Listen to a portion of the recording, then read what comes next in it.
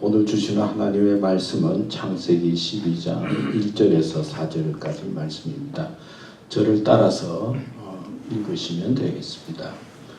여호와께서 아브라함에게 이르시되 너는 너의 본토 친척 아비 집을 떠나 내가 네게 지시할 땅으로 가라. 내가 너로 큰 민족을 이루고 네게 복을 주어 내 이름을 창대케 하려니 너는 복의 근원이 될지라. 너를 축복하는 자에게는 내가 복을 내리고 너를 저주하는 자에게는 내가 저주하리니 땅의 모든 족속이 너를 인하여 복을 얻을 것이니라 하신지라. 이에 아브라함이 여호와의 말씀을 쫓아갔고 롯도 그와 함께 갔으며 아브라함이 하란을 떠날 때에 그 나이 75세였더라. 아멘.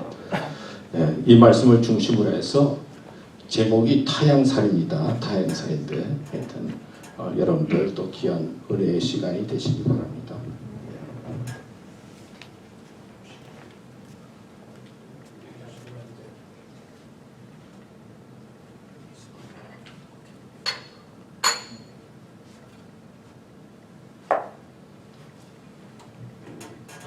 할렐루야. 네. 여러분 뵙게 돼서 대단히 반갑습니다. 제가 이 애틀란타에 와가지고 우리 김용호 목사님을 만나고 김 목사님이 심호하는 이 교회에서 함께 예배드리고 더더구나 말씀을 전하게 된다는 건 꿈에도 생각하지 못한 일인데 이 꿈에도 생각하지 못한 현실이 이루어졌습니다. 이 같은 놀라운 일을 허락해 주신 하나님께 먼저 영광을 돌리고 또 여러분 앞에 서서 말씀을 전하도록 허락해 주신 우리 김용호 목사님과 또 우리 교회 안에 어르신 모든 분들 또 교회 여러분에게 진심으로 감사를 드립니다. 졸업하고 나서 못 만났어요. 우리 김용호 목사님 한 40년 되는 것 같은데 그동안 참 많이 달라졌고 함께 선지학교에서 같이 꿈을 키웠는데 언제 저렇게 머리가 다 빠졌나. 아직 저는 까맣게 아직 있는데 뭐 선배님 만나는 것과 같이 그런 느낌도 들고 그런데 교회를 이렇게 또 잘 이루어 가시는 모습을 보면서 한편 부럽기도 하고 또 한편 그동안 얼마나 애를 많이 썼겠나 이런 생각도 아울러 하게 됐습니다. 오늘 뭐 설교 말씀 뭐 그렇잖아요, 그죠? 워낙 설교를 잘하시고 차분한 우리 김 목사님이 설교라 흰쌀밥에 고깃국 같은 설교를 하시는 분이신데 저는 그냥 뚝배기 같은 보리밥 얘기를 좀 하는 것도 별식으로 하시고 여러분들이 은혜를 받았으면 좋겠습니다. 설교라고 하는 것은 사실은 설법이라고 하는 불교 용어죠. 한 인생을 살면서 고승이 세상살이를 깨닫게 되면서 자기의 깨달은 것을 이치를 설명하는 거, 이게 이제 설교, 설법, 설교인데 사실 설교가 아니라 하나님의 말씀을 전하는 입장이기 때문에 저는 말씀 증언이라는 말을 씁니다. 또 그리고 제가 지금 설교 준비를 해서 여러분에게 말씀을 전하지만 여러분들은 귀를 열어서 하늘에 계신 하나님의 음성을 들을 수 있기를 주님의 이름으로 축원합니다. 제 얘기가 아니라 여러분 속에 들려지는 저건 아닌데 하나님 나에게 이렇게 말씀하시네. 각자에게 주어지는 그 음성을 듣는 은혜의 시간이 될 수 있기를 간절히 바랍니다.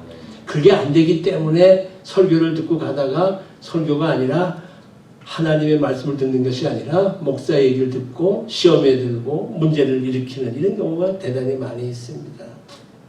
오늘 타향살이라고 이렇게 했는데 여러분들은 다 타향살이하고 계시지 않습니까?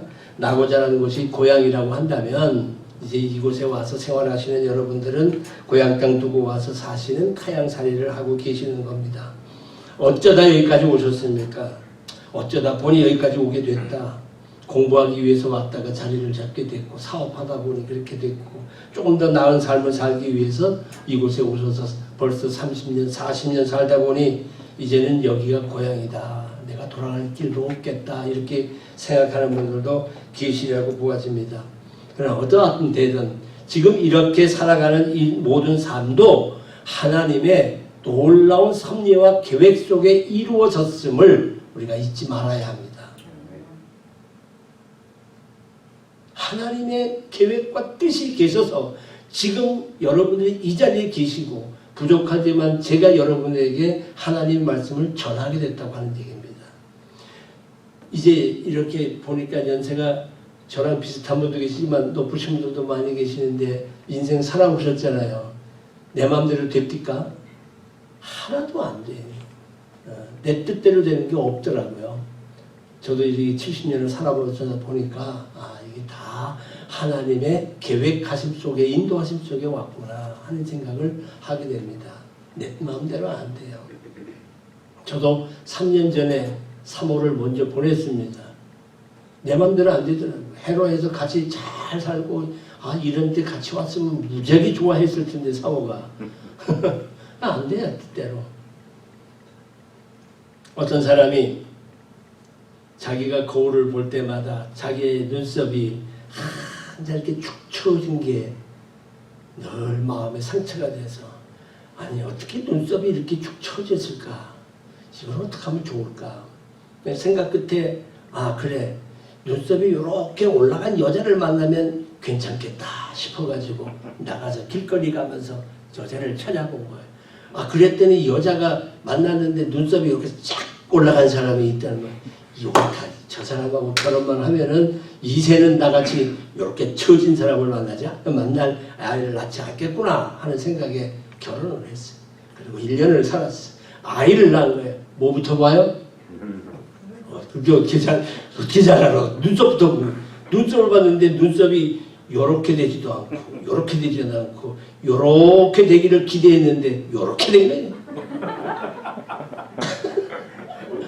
내 뜻대로 되는 게 하나도 없습니다. 여러분들이 여기서 타향살이 하시는 거 하나님께서 뜻한 바 계시는 거예요. 사람이 계획할지라도 걸음을 인도하시는 일은 알긴 참 잘 알아요. 그 목적 속에 계셨다면 그러면 그 목적을 여러분들이 이루셔야 됩니다.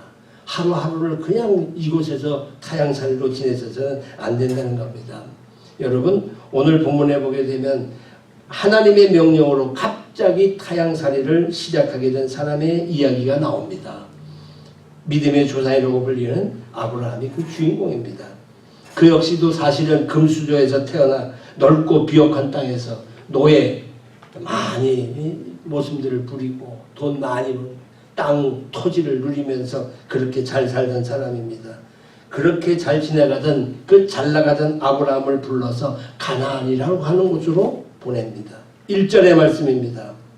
한번 성경을 보실까요? 1절 여호와께서 아브라함에게 이르시되 너는 너의 고향과 친척과 아비집을 떠나 내가 네게 보여줄 땅으로 가라. 타향살이가 시작되는 대목입니다. 그가 살고 있는 갈대아 우르라고 하는 곳은 북부 이라크 메소포타미아 평야 북쪽에 있는 유브라데 그리고 티그리스 두 강이 만나는 중동의 비옥한 땅입니다. 이곳에서 부유한 족장으로 75년 동안 자식을 낳고 종, 땅, 돈 등 재산을 들려가며 아름다운 것에 풍성히 누리며 잘 살던 그였습니다. 그런데 하나님께서 갑자기 불러서 타향살이를 시키시는 겁니다. 왜 그랬을까요? 이유가 있어요. 2절입니다. 내가 너로 큰 민족을 이루고 네게 복을 주어 내 이름을 창대하게 하리니 복 주겠다는 겁니다. 여러분이 미국 삶을 살게 하신 하나님의 뜻은 여러분들 복 주시기 위함을 잊지 않으시기를 바랍니다. 여러분들이 한 번쯤 생각해 보십시오. 내가 서울에 지금 현재 살고 있다면 어떻게 살고 있을까? 여기 와서 사는 거 참 잘했다 생각나지 않습니까? 네, 그럴 겁니다. 그런데 그 말 끝에 이렇게 얘기합니다. 너는 복이 될지라. 하나님께서 지금보다 더 큰 복으로 인도하기 위한 하나님의 계획이었다는 얘기입니다. 하나님께서 여러분들을 타향살이가 하나님께서 더 큰 복되게 하심이고 복이 되도록 하시기 위한 하나님의 계획 속에 오늘 여러분들이 계신다는 사실입니다. 하나님께서 아브라함을 불러 가나안으로 인도하기 위해서 타향살이를 시작하게 하신 것은 내가 내 인생을 책임지겠다. 내가 너를 인도하겠다. 내가 내게 복을 주겠다고 하는 하나님의 약속으로부터 시작되었다는 겁니다. 그렇다고 한다면 아브라함의 타향살이는 하나님과의 관계입니다. 대부분 미국에 와서 이렇게 이민 생활을 하시면서 신앙생활을 가지던 분들이 참 많이 계세요. 뭐 서울서도 뭐 신앙을 갖고 계신 분도 계시지만 이곳에 와서 특별히 더 신앙이 깊어진 분들이 많이 계시더라고요. 결국 타향살이가 하나님과의 관계를 더 깊게 만드셨다는 얘기입니다. 하나님과 대화하고 하나님의 인도를 받아 하나님의 말씀을 따라 움직이는 존재가 되었다고 하는 얘기입니다. 바로 아브라함을 믿음의 조상으로 만드시기 위하여 하나님이 그런 계획을 세워 가신 것입니다. 우리도 마찬가지겠죠? 우리 역시도 타향살이를 통해서 하나님을 만나고 하나님의 계획을 알고 하나님의 뜻을 이루며 사는 복을 받으셨다는 사실을 여러분들이 확실히 믿으시기를 간절히 바랍니다. 그렇다고 한다면 이제는 그 복을 나누어야 할 사명이 여러분에게 있다는 거죠. 이 일의 첫 단계가 구원입니다. 한번 이 자리에서 여러분에게 여쭙겠습니다. 구원 받으셨습니까? 구원 문제만 나오면 조금 불안해요. 이거 내가 받은 게 맞는지, 이렇게 살다가 이게 제대로 가긴 갈 건지, 이거 안 받았다고 얘기할 수도 없고, 장고 체면에, 권사 체면에, 집사 체면에 받았으면 내가 이렇게 살까? 또 의심하기도 하고, 간다고 하니까 가나보다, 구원 받았다고 얘기하니까 구원 받았나 보다 라고 생각하는 것이 많다는 얘기죠. 여러분, 방지일 목사님이 106세에 세상을 뜨셨어요. 106세에 방지일 목사님이 세상을 뜨시면서 제가 그 뜨시기 전에 한번 찾아뵌 일이 있는데, 목사님 어떻게 이렇게 건강을 유지하셨어요? 건강의 비결이 뭐예요? 그리고 여쭙어요. 그랬더니 이분이 하시는 말씀이, 건강을 생각하지 않고 막 사는 게 건강한 거야. 그 말 맞죠? 신경 쓰면 쓸수록 그 신경 때문에 건강이 악화되는 거예요. 구원받은 거, 구원받았다고 믿고 가는 게 그게 믿음이에요. 그게 구원받은 거예요. 구원의 주체는 하나님이시라고요. 근데 우리가 한 가지 알아야 될 사실이 있어요. 저도 한평생을 주를 믿는 믿음 속에서, 그리고 주의 종으로서의 삶을 살았는데, 내가 만약에 하나님 나라에 들어가 하나님을 저 앞에서 배워본다면 내가 어떻게 할까? 접니다. 여러분들이 아니면 제 경우, 여러분들은 그렇게 안 하시겠지만 저는 아마 그럴 거예요. 하나님을 배우는 순간 이쪽이 지옥으로 가는 길이고 이쪽으로 나가는 길이 천국으로 가는 길이라면, 하나님 죄송합니다. 그리고 아마 일이 갈 것 같아요. 내 양심상. 여러분들은 뻣뻣이 가슴 피고 천당으로 할렐루야 그러고 들어가시는지 모르겠지만 저는 그렇게 못할 것 같아요. 아니, 모든 사람이 죄인이기에 그럴 수밖에 없지 않겠어요? 그렇게 갑니다. 그렇게 갈 때에 한 분이 뛰어옵니다. 야, 그리 가는 거 아니야. 너는 여기야, 넌 여기야 하고 나를 잡아당기는 분이 계실 텐데, 그분이 주님이시라는 겁니다. 할렐루야. 우리는 주님 덕분에 사는 겁니다. 구원의 단계는 그러기에 하나님이 먼저 우리를 택하시고, 택한 우리를 부르시고, 부른 우리의 죄를 용서해 주시고, 그리고 우리를 거룩한 성화의 단계로 나아가게 하시는 겁니다. 매 순간순간 삶을 인도하고 거룩하게 하시고 마침내 구원에 이르게 하신다는 얘기입니다. 우리가 잘나서도 이뻐서도 돈이 많아서도 지위가 있어서도 하나님이 나를 택한 것이 결코 아니라는 사실을 우리는 알아야 합니다. 그렇기 때문에 신앙생활은 감사로부터 시작하는 겁니다. 하나님 고맙습니다. 나 같은 놈을 불러주시니 너무 감사합니다. 그리고 감사로 삽니다. 그러다가 마지막 감사의 자리로 나아가는 겁니다. 신앙생활에 있어 감사를 모르고 사는 사람은 아직 신앙이 얕은 단계의 분입니다. 정말 감사합니다. 하나님,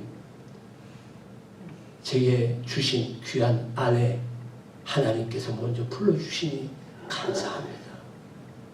전 감사했습니다. 아마 저랑 더 있었으면 더 많은 힘든 시간을 살았을 텐데 하나님께서 먼저 불러주셔서 평안하게 하시니 감사합니다.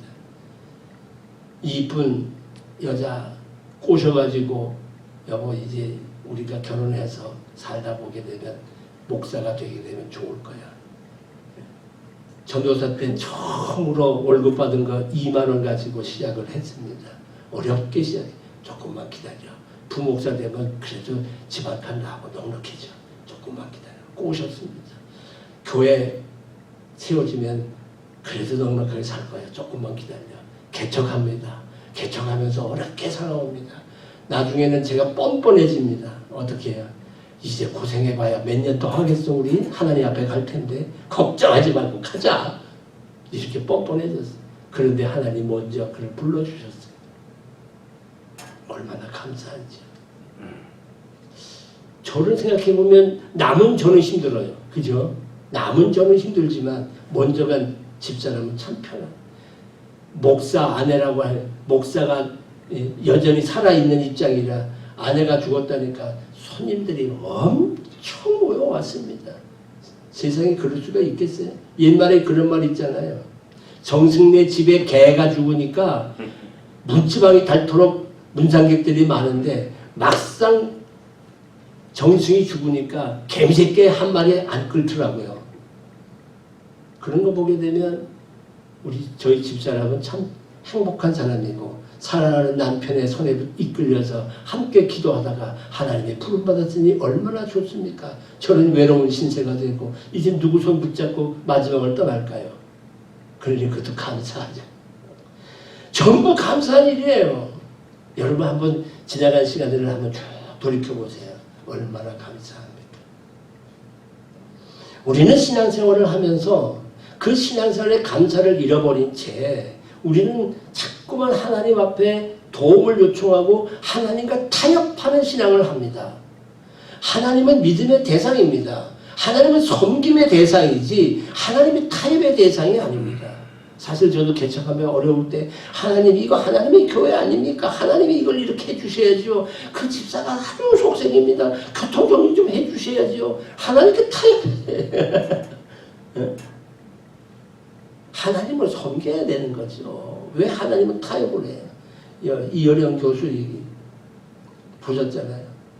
사실은 그가 사랑하는 딸 그리고 손자의 어려움을 통해 가지고 신앙의 생활에 입문을 해요. 그렇지만 그 신앙의 생활이 깊은 게 없잖아요. 그리고 마지막에 지성에서 영성이라고 하는 말을 하고는 그 다음에 얼마 있지 못하고 결국 엄청난 희생을 겪은 다음에야 그 사실을 깨닫고 그리고 세상을 떠납니다. 그리고 우리에게 이런 좋은 자료를 남겨준 것은 고맙지만 제가 이제 아까 우리 김영호 목사가 어린아이들 이렇게 지도했다고 그러는데 어린아이들 부흥회를 하는 이유가 있어요. 아이들은 예수를 믿게 되면 한평생 주를 위해 사는데 어른들 예수 믿게 해봐야 얼마 살다 못 살고 그냥 세상 뜨잖아요. 그래서 어린이 교육이 굉장히 중요하다. 전 그렇게 생각합니다. 말이 좀 빗나갔습니다만은 타협하는 신앙이에요. 그래서 자꾸 도움을 얻는 거예요. 저희 교회에 등록된 축구 선수가 있습니다. 고등학교 선수였는데 예전 얘기입니다. 고등학교 때 마지막에 이제 시합들을 자꾸 해서 그 시합의 결과를 통해서 1등, 2등을 해야 그래야 뭐 대학으로 가든가 실업으로 가든가 스카웃 돼요. 그래서 아주 그게 중요합니다. 근데 그 학교에서 문인이라고 하는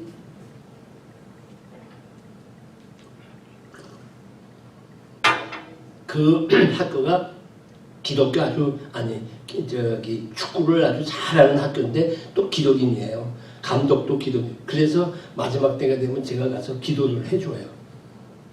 축복 기도하고 시합을 해요. 열심히 시합을 해요. 그러다가 동점이 돼요.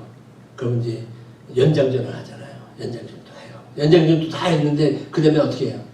그것도 안 되면 네? 아니, 제 말을 잘 이렇게 해주셔서 너무 감사해요. 그래, 맞아. 그래, 이렇게 얘기하면 빨리빨리 얘기해 줘야지. 그래가지고 마지막에 이제 승부차기를 해요. 근데 이 학교 학생이 공을 탁 들고 가더니만 쭉 갖다 놓고는 그 앞에 기도를 하더라고요. 아, 역시 예수 믿는 놈이라 다르다. 그래. 그래서 저도 아이고 저 골이 꼭 들어가게 해주세요 하고 기도를 하는데 골키퍼를 보니까 돌아앉아서 기도하는 거야. 그 공이 어디로 갈 거야.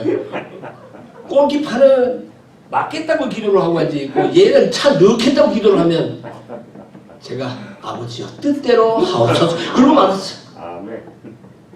여러분 우리가 그런 신앙생활 하잖아요. 솔직하게. 하나님을 믿음으로 기적을 구합니다. 그러나 그 기적이 신앙의 궁극적 목표는 아닙니다. 너무나 많은 것에 대한 기적적인 얘기를 교회에서 자꾸 하다 보니까 신앙의 본질이 너무 흐려져 버리고 말았다고 하는 얘기입니다.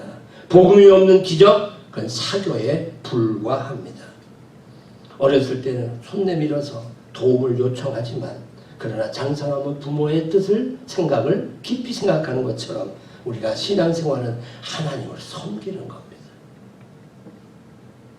성경을 한번 좀 찾아보겠습니다. 신명기 10장 12절 말씀 혹시 띄울 수 있습니까? 못 띄웁니까? 급해서 신명기 10장 12절 하나님께서 우리에게 요구하는 게 있습니다. 하나님께서 우리에게 요구하는 건 뭐냐? 내 하나님을 경외하여 그 모든 도를 행하고 그를 사랑하며 마음을 다하고 뜻을 다하여 내 하나님을 섬기고 하나님이 우리에게 요구하는 것을 나만 섬기라는 얘기입니다. 믿으시면 아멘.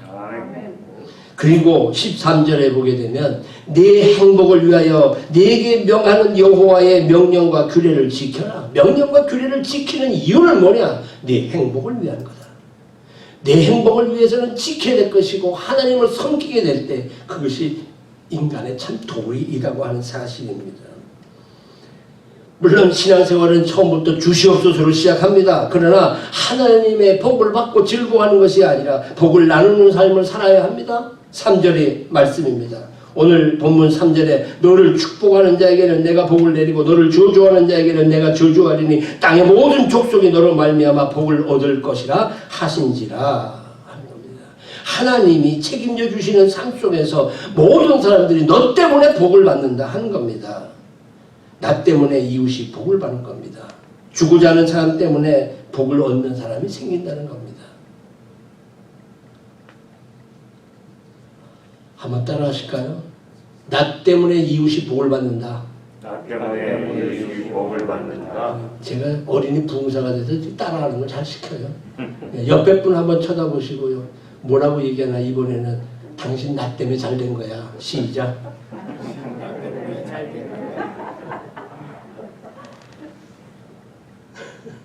그래요. 나 때문에 잘 된 거예요. 내가 어려운 일을 당하고 내가 병들었을 때 아 저렇게 하면 병들으면 안 되겠구나. 사고 났다는 소식을 들으면 아 저렇게 하면 사고 나는구나. 조심해야 돼. 그 사람 때문에 내가 잘 되고 있잖아요 지금. 왜 그걸 잊어버리고 삽니까? 나 자신을 죽이고 나를 하나님을 섬기고 그리고 내 이웃들에게 그 사실을 나누는 것 그것이 예수님의 십자가 사랑이라는 겁니다. 예수님이 십자가에 돌아가셨다가 어떻게 해요? 부활하십니다. 예수님이 십자가에 죽었다가 부활하는 건 자신의 힘으로 부활한 게 아닙니다.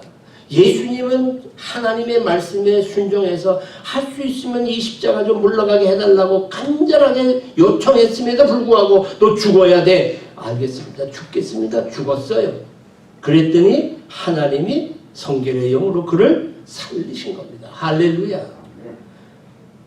부활하는 건 하나님의 능력이지 예수의 능력이 아니었다는 사실을 우리가 잊지 말아야 합니다.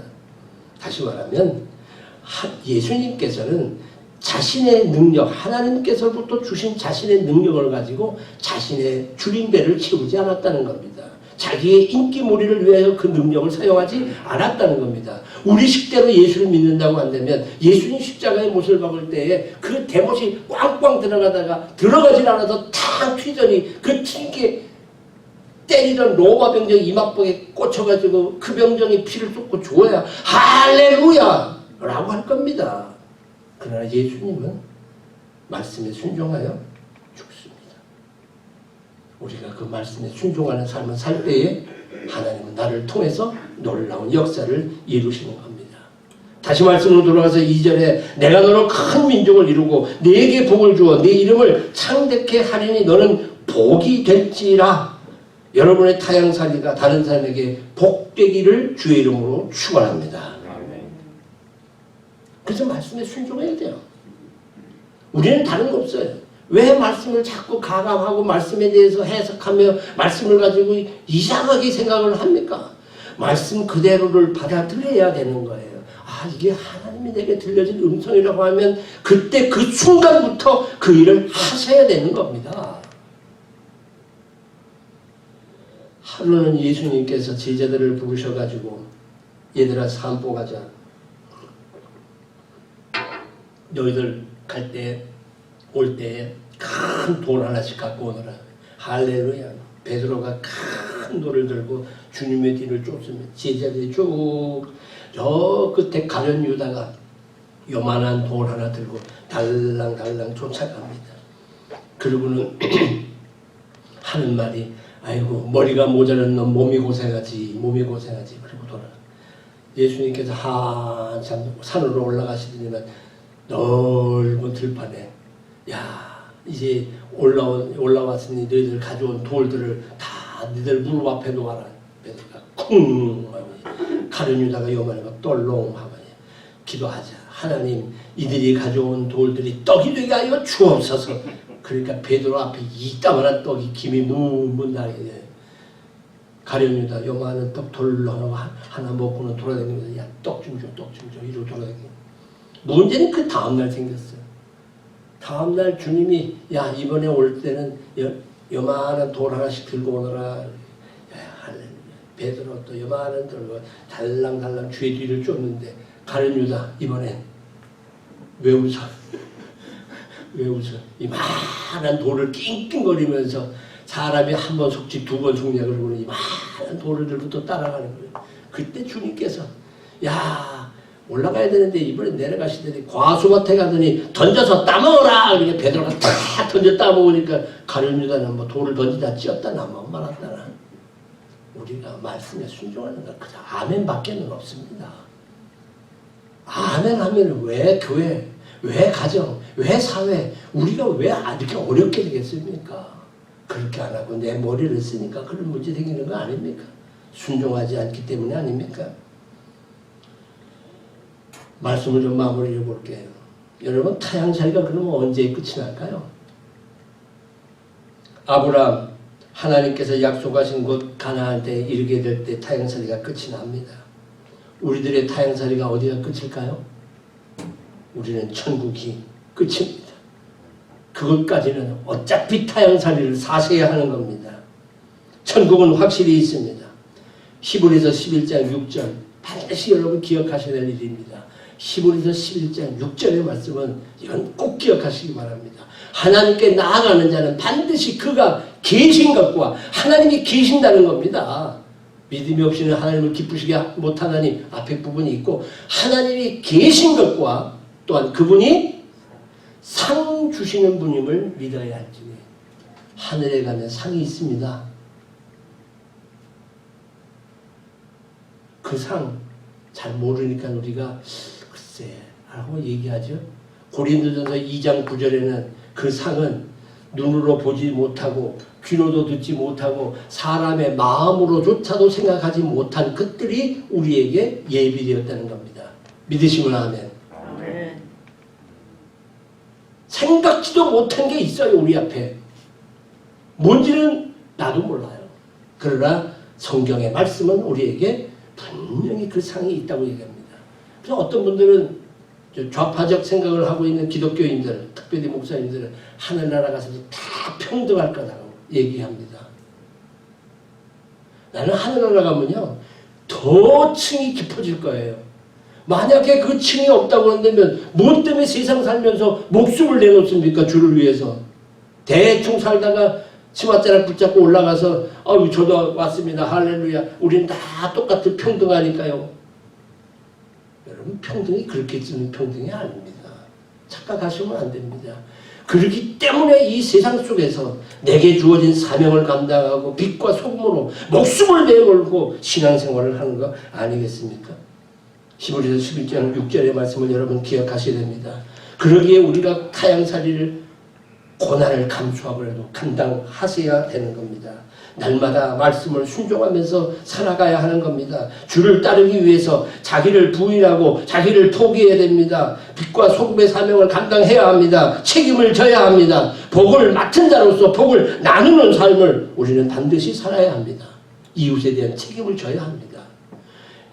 나라를 위한 책임을 져야 합니다. 민족을 위한 책임을 져야 합니다. 세계를 위한 책임을 반드시 지셔야 합니다. 왜? 나 하나 배불리는 일에만 만족하시면서 안일하게 사시냐는 말입니다. 자기를 부인하고 자기 십자가를 지고 나를 따르라고 얘기합니다. 여러분 주님을 위해서 포기하고 있는 게 뭡니까? 우리 이 교회는 새벽기도 어떻게 하시는지 모르겠지만 새벽기도 하려면 어떻게 돼요? 잠을 포기해야 돼요. 근데 잠을 포기하면 어떻게 해요? 일찍 주무셔야 돼요. 그럴 수밖에 없어요. 저는 우리 교회에서 새벽기도 나오려고 한다면 밤에 잘 때 물을 한 사발만 먹고 자라 그래요. 한 사발. 그럼 그때쯤 돼서 뭐가 마려워서 나갈거든. 깨라고. 절대 2사발 이상 먹지 마라. 2사발 이상 먹으면 2시에도 깨고 3시에도 깨고 그러다가 새벽기도 놓친다. 한 사발만 먹으라고 해요. 여러분 그렇게 해서라도 우리가 주님을 만나야 되지 않겠습니까? 아멘.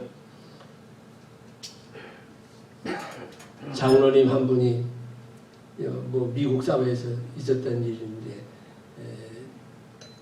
주일날 내일이 주일인데 토요일날 저녁밖에 시간이 없으니까 그 옛날에 비디오를 한꺼번에 빌려가지고 왕건이 영화 그거 드라마를 그냥 한꺼번에 밤새도록 보셨는데 그 다음날 마침 주일날 기도 순서가 되셔서 목사님이 장로님 올라가 기도하세요.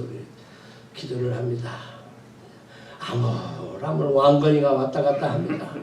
기도를 합니다. 그러더니 하나님 우리 아버지 성은이 만극하나이다.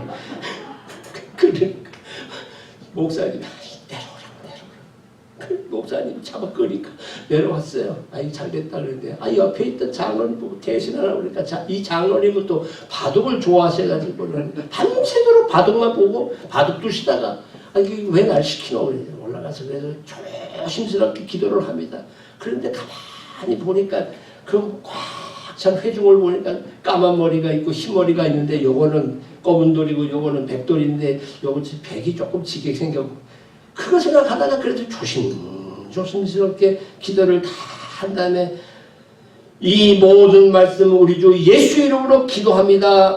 아다리 이렇게 되면 곤란하지 않겠어요? 사랑하는 여러분, 제가 뭐 웃기는 얘기도 좀 해가면서 지루한 시간이지만 오늘의 말씀의 포인트를 여러분이 기억하시고 하나님의 음성을 들으시고 그리고 왜 나를 지금 이 자리에 두셨는가, 왜 애틀란타에 두셨고 그 많은 교회 가운데 왜 이 교회에 두셨고 왜 그 많은 목사 가운데 김영호 목사님을 만나게 하셨는가, 그리고 오늘은 왜 최명진 목사를 데려다가 이 자리에 나로 하여금 듣게 하셨는가를 들으셔야 된다는 사실입니다.